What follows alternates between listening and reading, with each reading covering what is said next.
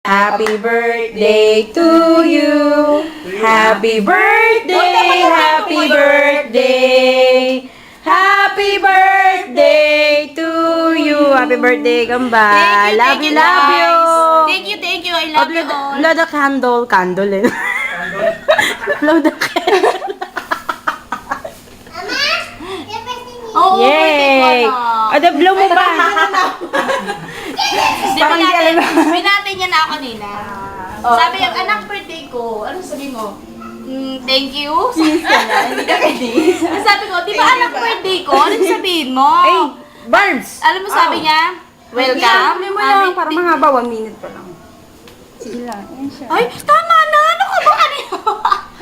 Happy birthday, Celebrity ba? Kambal. Paulit-ulit. Meron yung ilo dito. Yan. Yan yung Nagtitipid. salubong namin sa kanya. Nag-iinarte dapat daw red ribbon, bisyesa.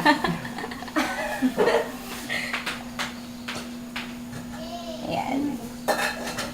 Kamu silang lahat. Say hi. Lahat tayo Say hi. Rico.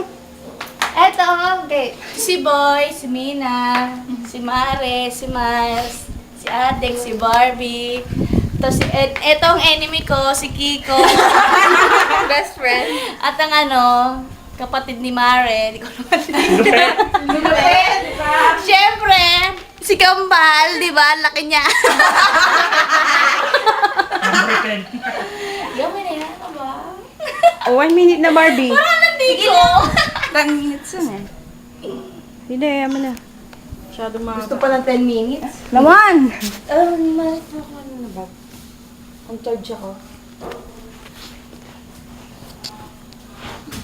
Ikaw, anong phone mo? Ay, gano'n pa rin. Oo.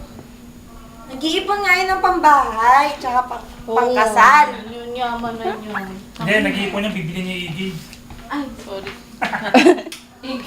Magninegosyo yan eh. Papakasal na. Ano ba ko? Ay! Yan lang ang pag ko! Snatcher ang wala. Tambay kasi sa baklaran niya. Natuto na! Ba't niya pinababa? Uy, grabe ka mo dun sa Baclaran, yung tatlo naming engineer. Nasla siya ng bag. Oo, ano lang. Binubutas. Oo, Kaya takot na takot kami din ni Kiko eh.